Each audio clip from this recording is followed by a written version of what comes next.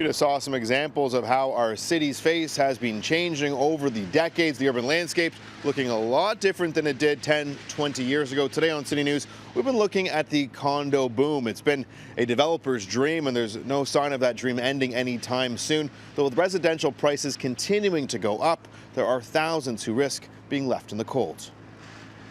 You have a crisis in supportive housing, you have a crisis in social housing, you have a crisis in the market housing.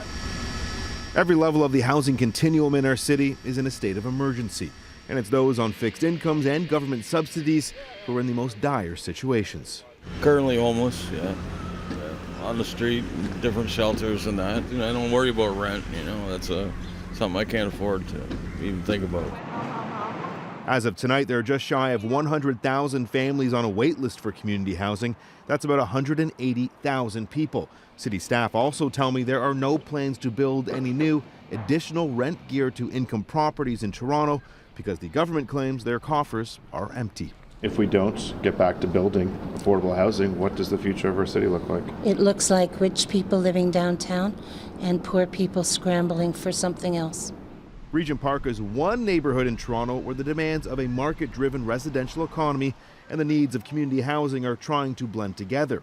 Out are most of the old ghettos, in are new low-rise and high-rise mixed-income units. The more than 2,000 subsidized apartments and homes taken down are all being replaced, but only 1,000 additional low-income units are planned for the future. You can't fix everything in one small footprint. You have to replicate it all over the city. All those in favor?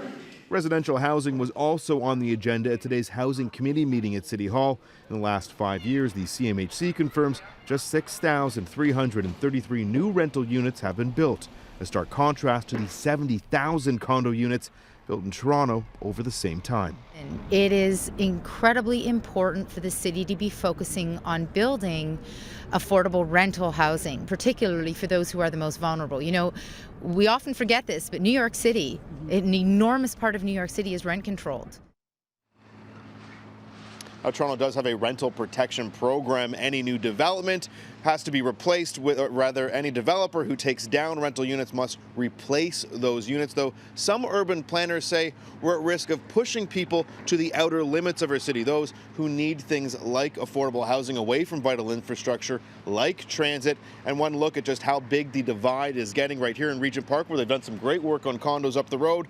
Behind me, these townhouses developers here tell me are going for $1.6 million.